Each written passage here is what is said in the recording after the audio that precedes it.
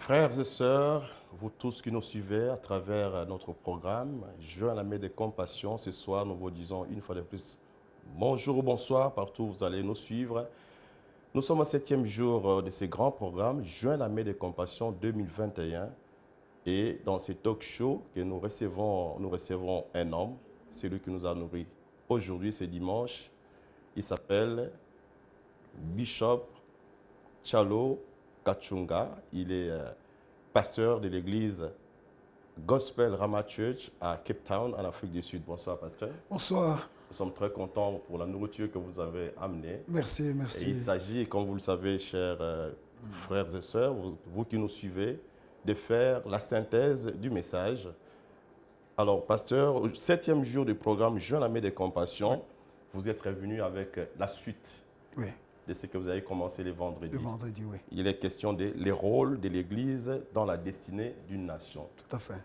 Mais ce soir, vous commencez par la tristesse d'un homme, l'apôtre Paul. Oui, Cette tristesse qui lui vient oui. de l'Église de Dieu à Corinthe. oui. Pourquoi Paul est triste? Paul est triste pour la même raison qui nous attriste tous, qui sommes à la tête des églises. C'est potentiellement l'église, c'est le plus grand influenceur dans l'histoire de l'humanité.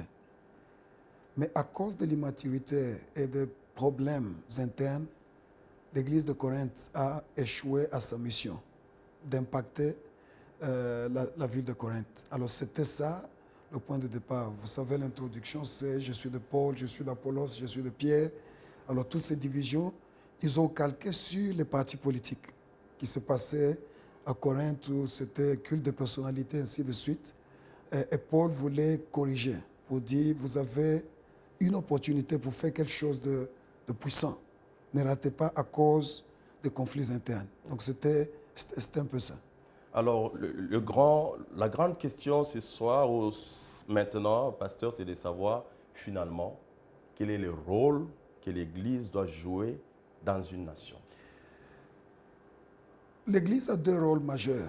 Et on peut multiplier ces choses jusqu'aux petits tentacules, mais les deux grands rôles de l'Église qui sont offerts par l'Église en spécificité, qu'une autre institution ne peut pas offrir, c'est le rôle pastoral et le rôle prophétique. Ce sont les deux rôles qui sont propres et spéciaux à l'Église. Pouvons-nous en savoir un peu plus, pasteur, parce que c'est là, au fait, les principales ou l'essentiel de la nourriture que vous nous avez amené ce soir.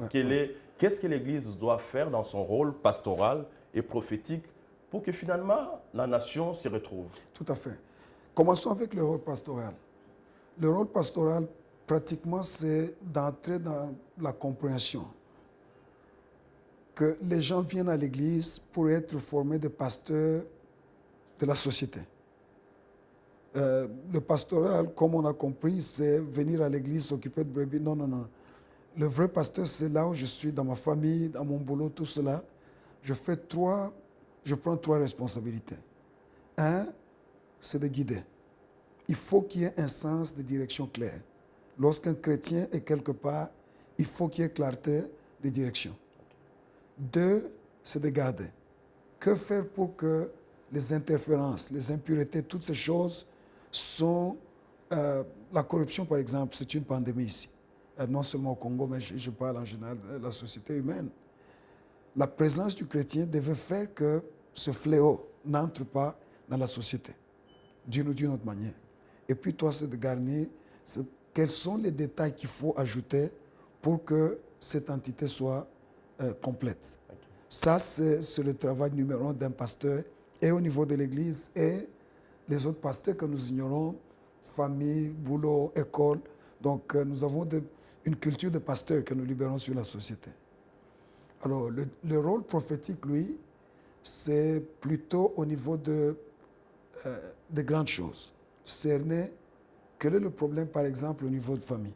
Ça, c'est au niveau micro. Mais au niveau macro, comme une nation, quel est le vrai problème? Est-ce qu'on a un problème de ressources? Est-ce qu'on a vraiment un problème de vol? Est-ce que c'est un problème de ressources humaines ou comment? Alors ça, il n'y a que le chrétien qui a la liberté d'accéder au trône de celui qui est omniscient, qui puisse nous dire exactement ce qu'il y a. Le président et les autres, ils essayent à leur niveau, mais la voix prophétique réelle, c'est l'Église. Et puis deux, discerner la volonté de Dieu en apportant une solution. On en parlait, je ne sais pas quel jour encore, dans la reine de roi, Dieu s'est arrangé dans toute l'histoire qu'il y ait toujours une voix prophétique. Il y avait des prophètes de la reine et il y avait des prophètes du peuple. Mais ces gens-là qui étaient spécifiquement pour être auprès du roi, c'est des gens qui pouvaient donner des solutions que le roi ne pouvait pas avoir. Est-ce qu'on en a ici chez nous, oui ou non? C'est une question. Et puis toi, c'est de dessiner l'idéal. Parce que beaucoup de gens n'ont même pas à quoi ressemble l'idéal. Une nation fonctionnelle, elle ressemble à quoi? Si une nation est forte et fraîche, ça ressemble à quoi? Mais ça, c'est l'Église qui offre cette histoire. Bishop Tchalo, vous avez donné un exemple qui va illustrer un peu le grand rôle que doit jouer l'Église dans une nation. C'est l'exemple du prophète, si j'ai bonne mémoire, Élisée. Oui. Il y a un problème dans la nation Voilà. et Élisée va trouver. J'aimerais qu'on revienne sur ça. Oui, oui. Ah, merci. Les anciens de Jéricho, ici c'est comme, disons, un bourgmestre ou un chef de quartier ou un ministre, tout ça, ils se rendent compte qu'il y a un souci, mais un souci qui a perduré très longtemps. Parce que 980 ans, c'est beaucoup, c'est presque un millénaire. Ça continue comme ça. Et ces gens se disent, non mais attends, on ne peut pas voir un beau paysage, comme ici on parle du Congo, un beau pays potentiel, tout ça, mais rien ne marche. Lorsque les femmes boivent cette eau, c'est soit elles ne conçoivent pas, soit si elles conçoivent, les bébés passent, tout ça, et puis des maladies bizarres allongent chez l'homme de Dieu. Alors, ces anciens pouvaient aller chez le roi, mais ils ont compris que la vraie solution est auprès de celui qui a l'oreille à la bouche de Dieu. Amen. Ils voient Élisée, et Élisée dit, montre-moi la source. Tant qu'on n'a pas cerné la source du problème, on résout les symptômes. Et ça revient, ça revient. Alors, Élisée jette du sel, prononce la bénédiction, remplace la malédiction, et les eaux sont assainies.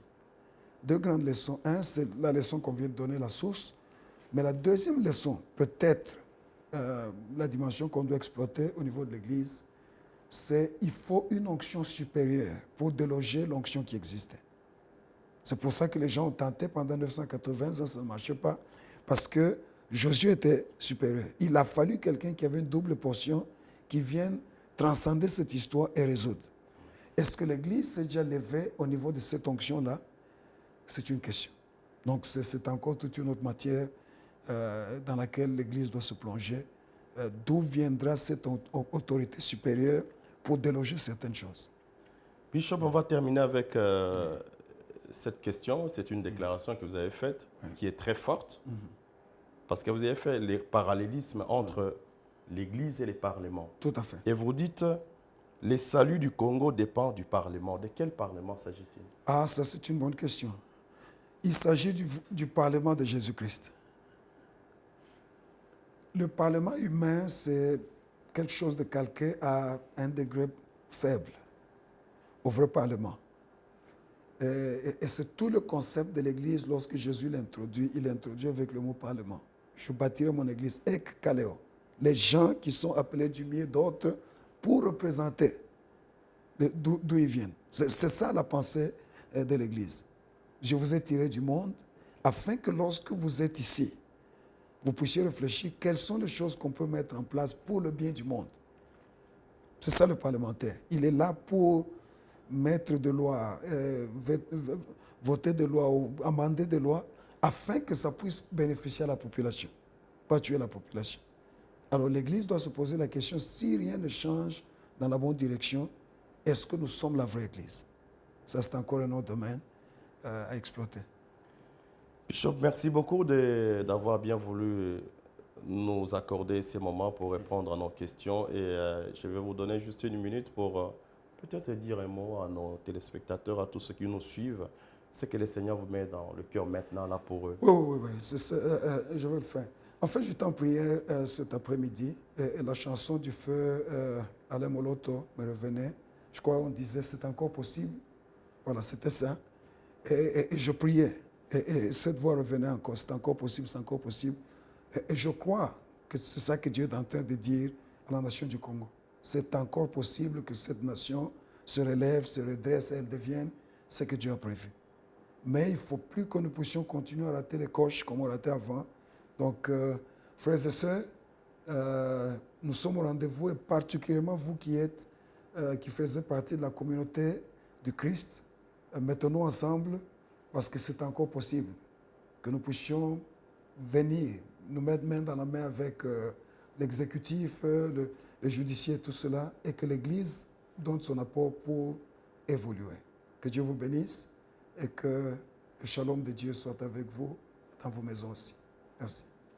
Merci Bishop, c'est encore possible. C'est par ces mots que nous allons terminer ce rendez-vous. Nous vous disons merci une fois de plus. Que Dieu vous bénisse. Continuez à suivre nos programmes et les talk shows chaque soir qui vous donnent l'essentiel ou la synthèse de chaque message. Que Dieu vous bénisse abondamment et vous et vos maisons. Au nom de Jésus-Christ, nous disons Amen. Amen.